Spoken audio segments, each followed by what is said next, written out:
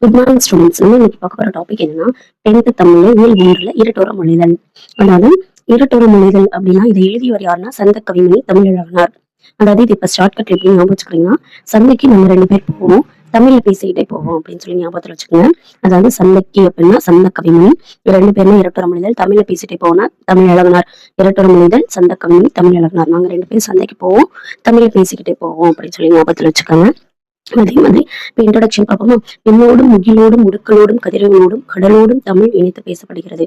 அதாவது அது கடவுள் படைப்பிலே மிக பிரமிப்பா நம்ம பார்க்கக்கூடிய விஷயம் என்ன அப்படின்னா, விண்ணா வானம், முகில்னா மேகம், அதே மாதிரி கதிரவன்னா சூரியன், கடல் அப்படின்னா கடல் நமக்கு தெரியும். இது எல்லாமே தமிழோட இணைத்து பேசுறாங்க. அதாவது இரண்டையுமே கம்பேர் பண்ணி சொல்றாங்க. அதுக்கு பேரு இரட்டோர மொழிதல். அதே மாதிரி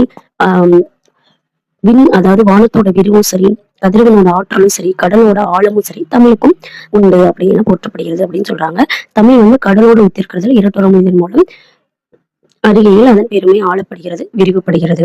இப்ப என்னன்னு பாத்துறோமா, ஆழிக்கு இணை, அதாவது ஆளின கடலுக்கு இணை, முத்தமிழ் துய்ப்பதால் முச்சங்கம் கண்டதால் மெத்த வணிகளும் மேவலால் நித்தம் அணை கிடந்தை சங்கத்தவர் காக்க ஆழிக்கு இணை கிடந்த தேத்தமிழ் ஈண்டு. அதாவது என்ன எடுத்திருக்காங்கன்னா தனிப்பாடல் திரட்டு.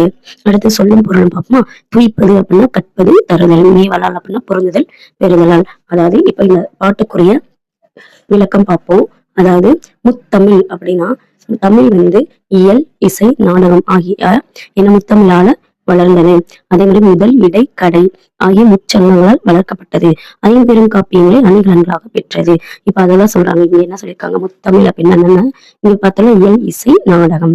அதே மாதிரி முச்சங்கம் அப்படின்னா முதல், இடை, கடை.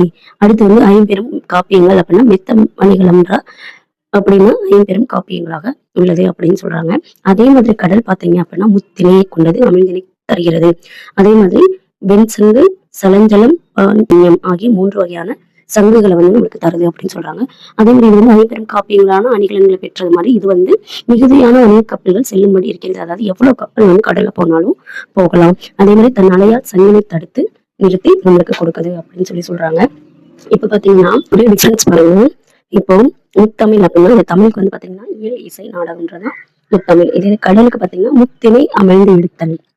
அதாவது தமிழுக்கும் கடலுக்கும் உள்ள ஒரு ஒற்றுமையை விவரிச்சு சொல்றாரு.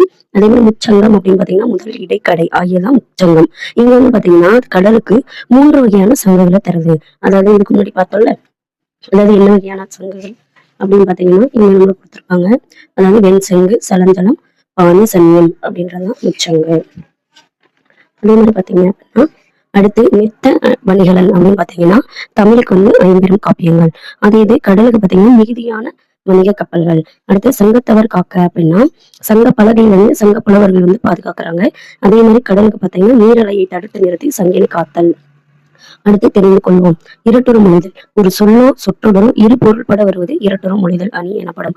அதாவது இப்போ ஒரு சென்டென்ஸ் இல்லைன்னா ஒரு வேர்டு அதாவது 2 வகையான 2 பொருள் படுற மாதிரி வந்துச்சு அப்படின்னா அதுக்கு பேர் இரட்டொரு மொழிதல் அணி. இதனை ஸ்லேடை அணி என்றும் அழைப்பார். அதாவது ஸ்லேடை அணின்னா நீங்க எப்படி ஞாபகம் வச்சுக்கிறீங்கன்னா, இப்ப ஸ்லேடு பாத்தீங்கன்னா 2 பக்கத்துல டிஃப்ரெண்ட் கலர்ஸ்ல இருக்கும்ல, ஒரு பக்கம் ஒரு கலர், இன்னொரு பக்கம் ஒரு கலர். அந்த மாதிரி ஸ்லேடு 2 பக்கமா இருக்கிறது ஸ்லேடை அணி இரட்டொரு மொழிதல் அணி எனப்படும்.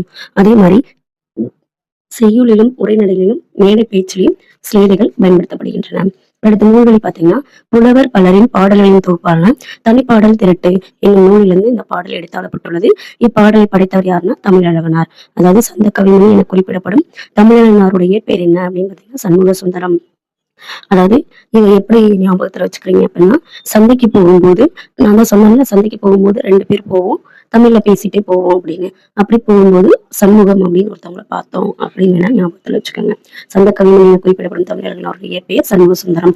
இலக்கண புலமையும் இளம் வயதில் செயல் இயற்றும் ஆற்றலும் பெற்ற இவர் 12 இலக்கிய நூல்களை படைத்துள்ளார். அடுத்த லெசன் அடுத்த வீடியோல பார்ப்போம். தேங்க்யூ.